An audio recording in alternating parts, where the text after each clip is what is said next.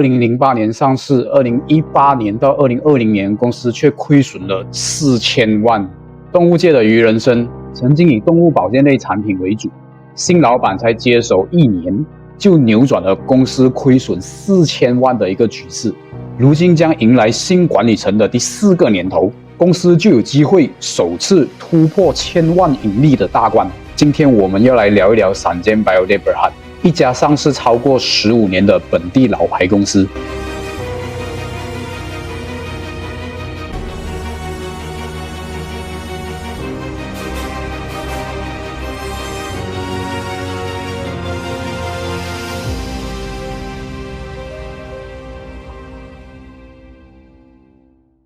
闪健早期呢是以生产这个动物保健品为主的，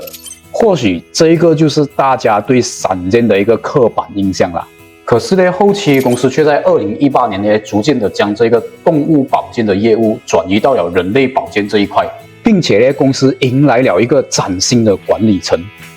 Mr. Dio 呢，我们这里就叫他阿 Dio 就好，可以比较亲切一点。阿 Dio 是在2020年疫情期间，当时他看准了未来这个人类保健的发展前景，趁着股市低迷的时候，大手一挥就变成了这个闪健最大的老板。在还没有进入闪健之前呢，其实阿 Dio 尝试过很多不同的各行各业的业务，也帮助了他在很年轻的时候呢，就拥有了超过同龄人的能力还有看法。这里主要呢，其实就是这一间 Mr. Dio 在2015年创立的 FinSource Credit Malaysia闪健Berhad， 它是一间拥有借贷凭证的借贷公司。随后，这间公司也在2021年被纳入到闪健 Group 的旗下，也是闪健 Group近3年转亏为盈的首要工程。看看近些年的业绩，我们可以看到公司整体的运营情况，在18年、19年、20年的时候，3年里面就亏了差不多4000万了。平均到来每一天都要输35千啊！你想象下，你睡觉醒来就输35千，你睡觉醒来你又输35千。但是后期呢，在人类保健持续不断的这个扩大的情况之下，然后加上 FinSource 的加入，闪健整体的业绩才可以从每年亏损过1000万到现在的转亏为盈。FinSource 借贷目前是整间公司最厉害赚钱的一个 engine。2022年这个业务也是贡献最多的板块。公司的服务对象基本上以企业公司为主，占整个板块营业额的89.28%。大家可能都有去过银行贷款的经验。闪健现在针对的顾客群体，一般上都是那些急需要用到现金的公司。如果公司去银行贷款呢，一般上都要用到几个礼拜，甚至用到几个月的时间，可以说是远水救不了近火。而 FinSource 的贷款业务呢，主打就是快很准，OK， 主要是快啦 ，OK， 基本上只需要2个礼拜的时就可以 approve， 就可以批那个贷款了，就可以 approve 了。因为顾客很急需要用到钱嘛，所以这个也是为什么 FinSource 可以做到1个月1%回酬的主要原因。一般公司到银行借钱，银行要看你整体的运营情况，然后看你的commitment高不高，再看你要贷款的目的是什么等等都可以。如果你在 FinSource 做贷款的话呢，主要看你抵押一些怎样的房地产给他们，比如讲地皮、商用大厦等等。FinSource 主要看你抵押的房地产来衡量可以贷款的金额。比如讲现在 Wilbert Trading 闪健 Berhad，他接到一个单，给200千的订单，给计算机按下，这个订单1个月里面就可以赚取5%的利润。可是呢，公司目前手头很紧，没有200千去订货。FinSource 一般上 target 的 customer 都属于这种类型，顾客可以很快的将房地产抵押出去，然后换取一些现金，等事成之后再把这个本金还给闪健。如果讲这样子的情况之下，你还跑去和银行借钱，等你借到的时候，讲真的，这个康头已经是完了，已经过掉了。再来，如果你去银行借钱的话，你需要准备很多的 document， 然后又要给你的director签名，然后有时候 auditor 又忘记签名 ，OK， 一堆的 process。FinSource 的核心概念呢，就是把整个很繁琐的过程，还有很多的文件简单化。再来看这里，截至2023年12月31号 ，FinSource 的未偿贷款户里面里面差不多就有1个亿了。说明了什么呢？说明了这个商业模式的demand还是相当的高的。借贷这个行业呢，只要有人的地方，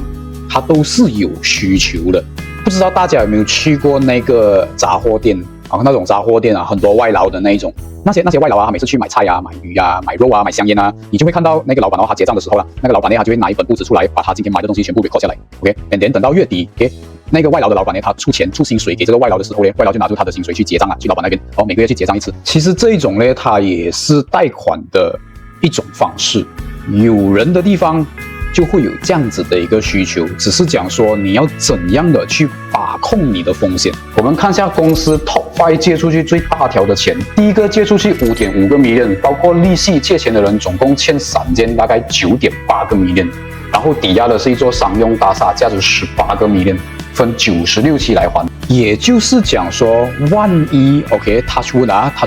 公司收不回来这一条钱，公司还有一间价值18个 million 的大厦在手，是可以拿去雷弄掉。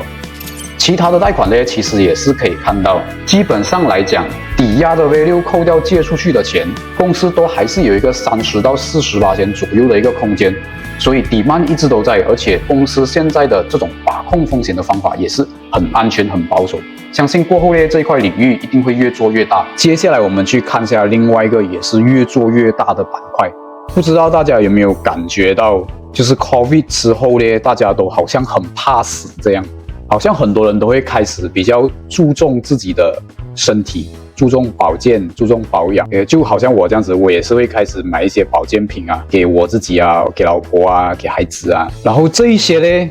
摆在这边很久了，这一些呢，就是现在公司主打的人类保健的产品。这个比较多人认识的补药精啦，也就是他们公司旗下的一个非常 hot 的一个产品之一啦。今天我们第一个要讲的呢，就是燕窝。哇，讲到口渴，开罐来喝，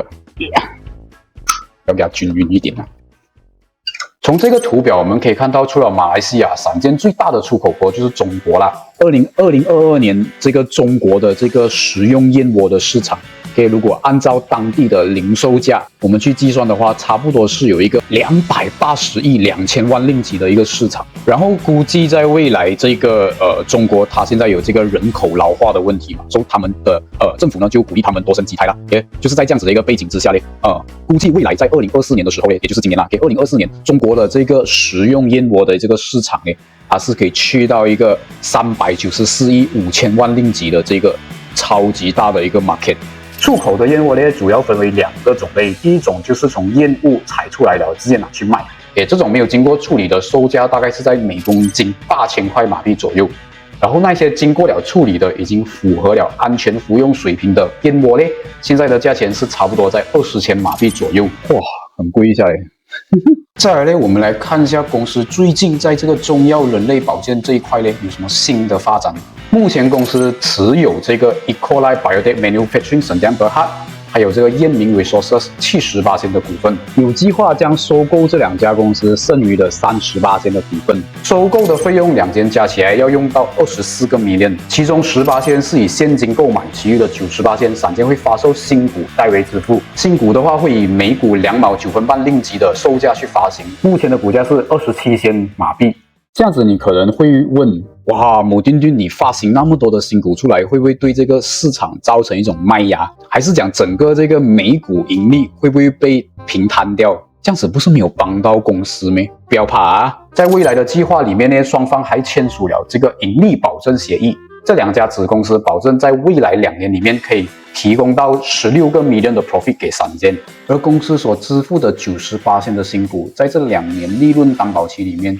将由第三方代为持有。如果是说这2家公司没有办法贡献他们答应的盈利，2年后第三方在 release 这个股权给他们之前，会先扣掉这个协议所拟定的罚款。所以讲那个公司虽然是有发行这个新股，但是不会给公司造成太大的这个卖压，也因为都放在第三方那里了嘛。而且这一个举动呢，我相信会给投资者带来一个很大的信心。你讲公司的每股盈利会被分担掉，其实现在公司现有的股票大概是7.2亿股左右，现在发行了新股增加到7.8亿左右。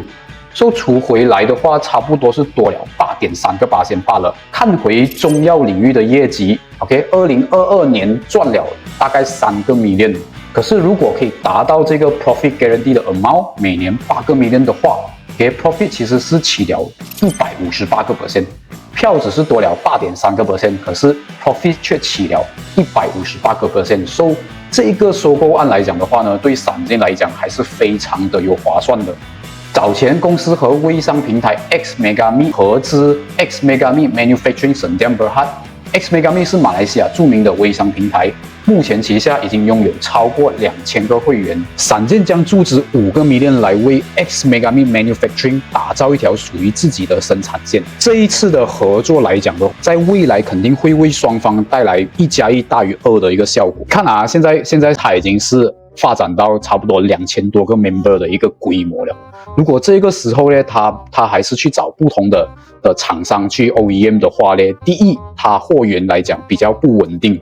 第二的话呢，他没有办法成立属于他自己的这个 R&D 的部门。OK， 如果讲他要从零开始自己去建厂、自己去研发，然后自己再去请人去 produce 的话，OK， 整个过程来讲需要花费太长的时间，太过于繁杂，OK， 太慢了。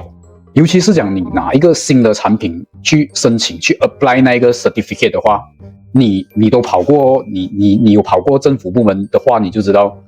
哦，你有跑过政府部门的话，你就知道了哦，需要一点时间啦 ，OK。所以讲在当下整个发展节奏很快的一种 tempo 之下，你去找一间已经有 certificate， 然后有设备可以帮你去生产，已经是 ready to go 了的一个 partner。也就是闪电啦，然后你直接的可以投入到这个生产当中了。闪电现在的这个生产的这个设备呢，其实是还没有完全拉完油的嘞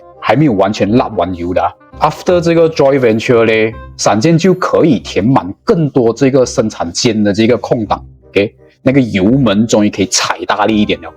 除此之外呢 ，X-Megami 现在是以销售美容护肤产品为主嘛。这样子的话，闪电原本就是有这个中药的保健产品了，加上现在多了一个美容护肤的产品，这样子不是外敷跟内用都差不多被闪电做完了。